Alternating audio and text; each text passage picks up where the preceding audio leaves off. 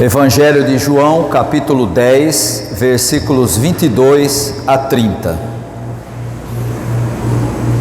Celebrava-se em Jerusalém a festa da dedicação.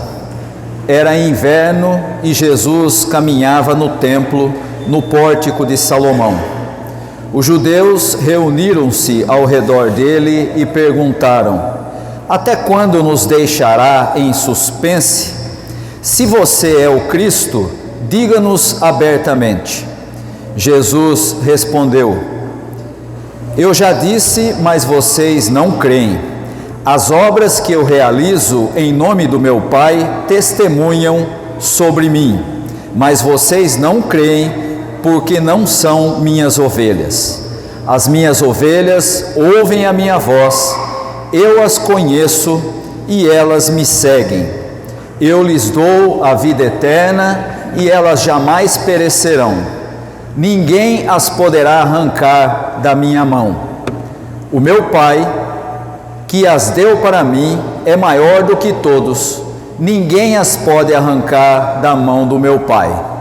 Eu e o Pai somos um.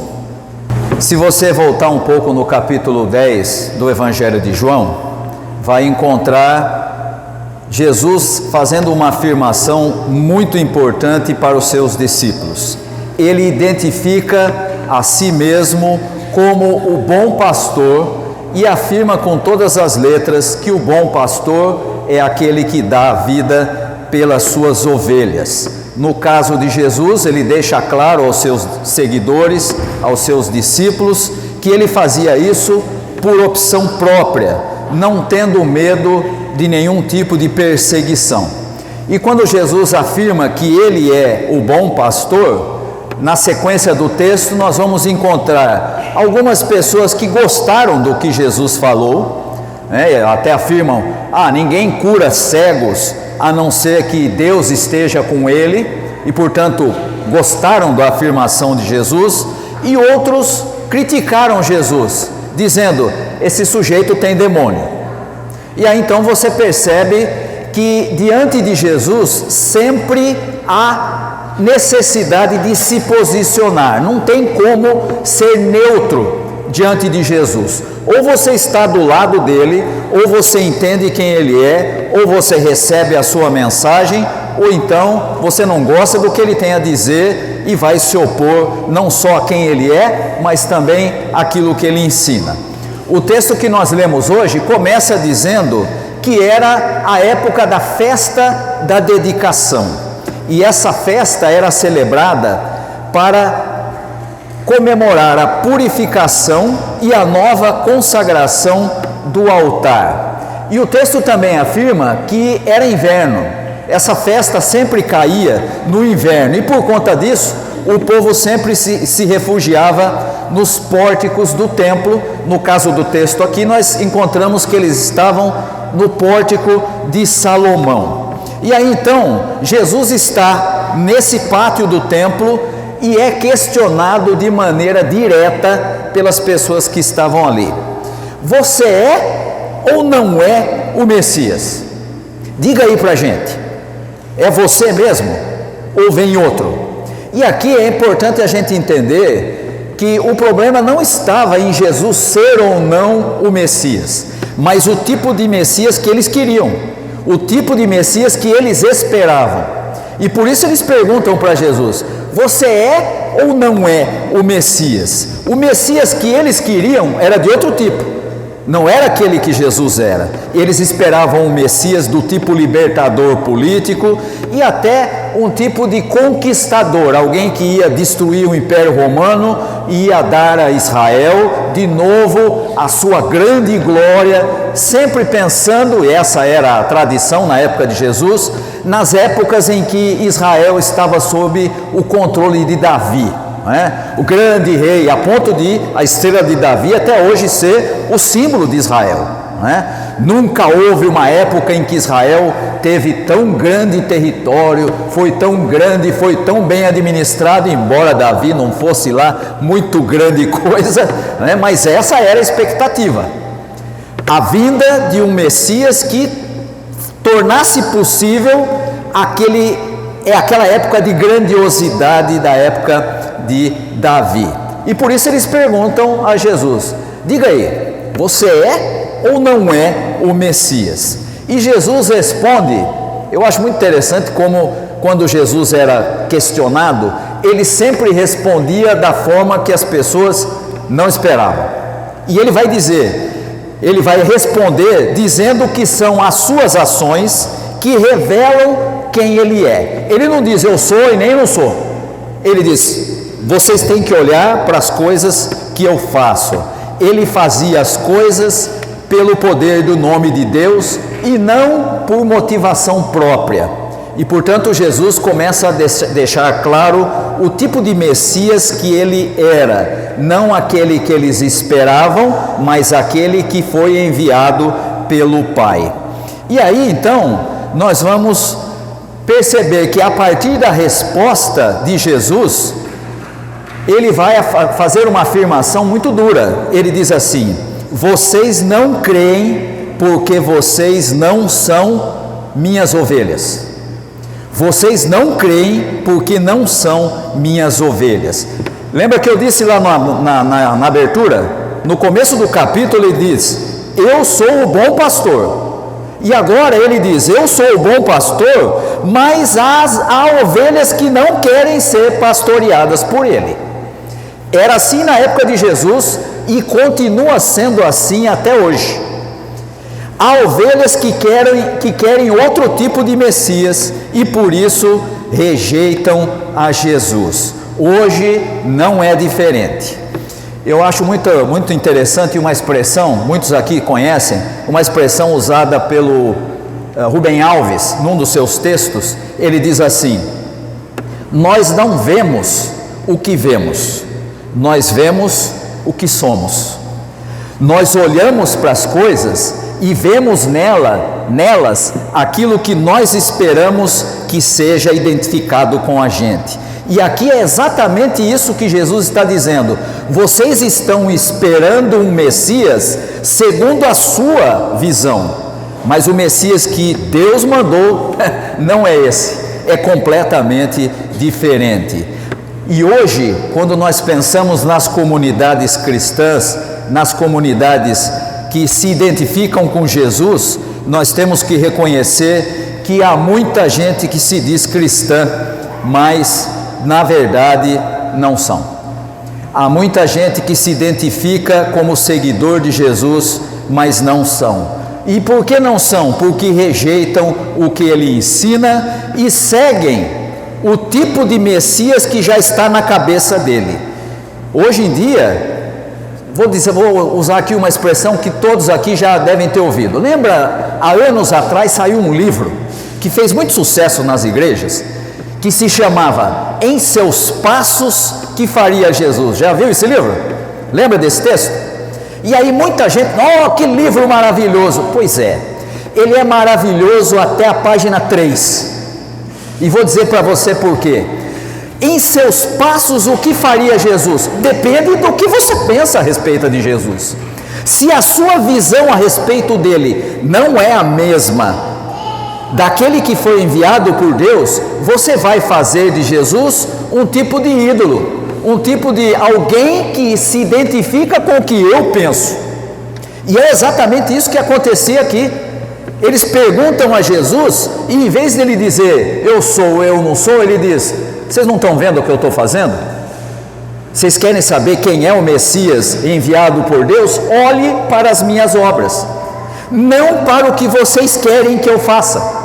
E por isso essa história de em seus passos, o que faria Jesus, não funciona muito bem, porque depende muito de qual é a sua compreensão a respeito de Jesus. E pode ser que ela não seja a mesma que nós encontramos no Evangelho. E por isso nós podemos afirmar que hoje há muita gente que se diz seguidor de Jesus, mas na verdade segue o Messias que está na própria cabeça. Jesus é idealizado a partir do quê? Do que eu quero, do que eu gosto, do que eu espero dele, e ele então tem que fazer as coisas que eu espero que ele faça. Lembre-se que em outro texto, Jesus tinha sido ainda mais duro. Ele diz: nem todo que diz Senhor, Senhor entrará no reino de Deus.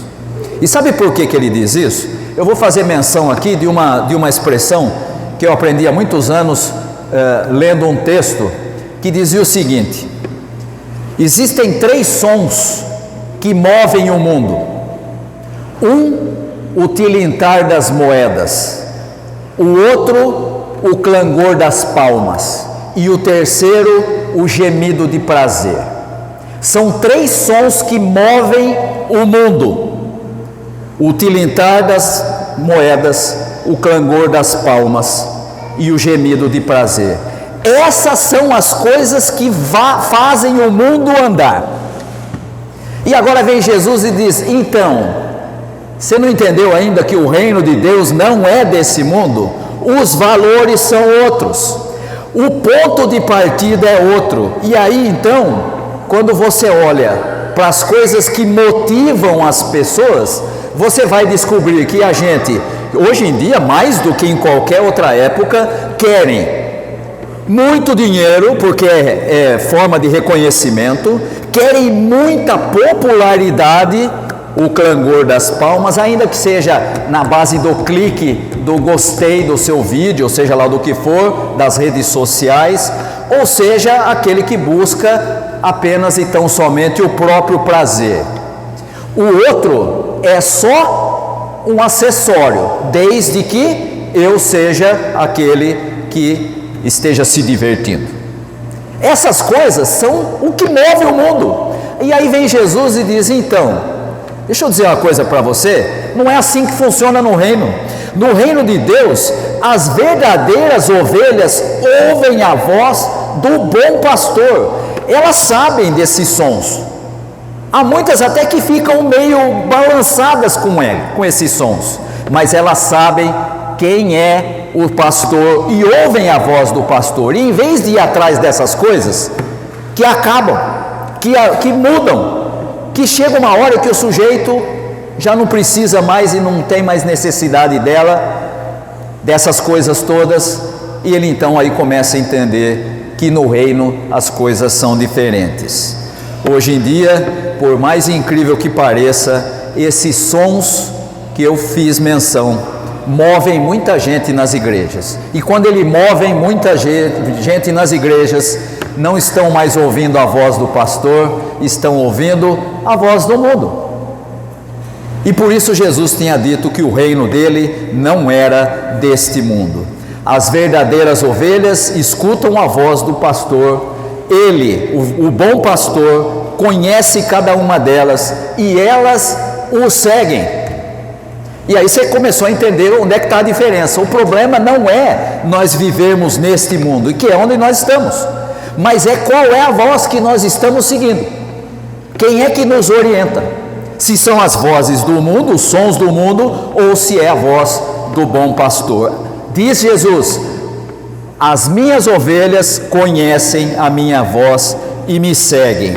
Quando os que se dizem seguidores de Jesus seguem vozes estranhas, demonstram na prática que não são ovelhas de Jesus. Mas Jesus ainda vai um pouco mais longe e diz: as ovelhas são guardadas pelo bom pastor. Não só elas seguem a sua voz, mas ele também cuida delas. Ninguém, na expressão de Jesus, ninguém pode arrancá-las de suas mãos. Não somente ele as salva, mas também ele as protege.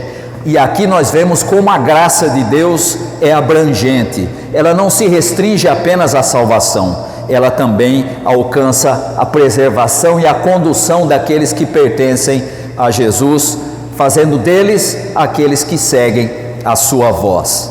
E Jesus então afirma que ele tinha autoridade para fazer isso, porque tinha recebido do Pai o poder, que é maior do que tudo.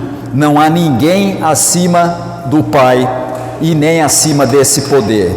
E Jesus finalmente termina a sua expressão dizendo: eu e o Pai somos um.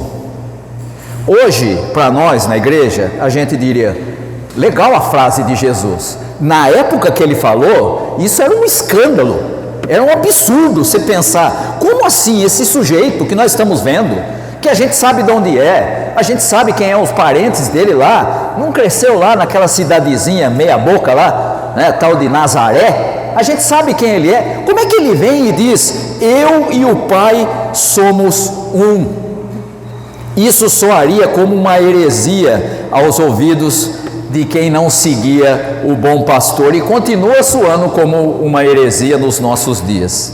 Se igualar a Deus Pai seria uma petulância muito grande para ser aturada por aquelas pessoas religiosas, pessoas sérias, pessoas que eram comprometidas com valores morais e tudo mais, como acontece hoje em muitas igrejas, mas que não estavam prontas para ouvir a voz do bom pastor.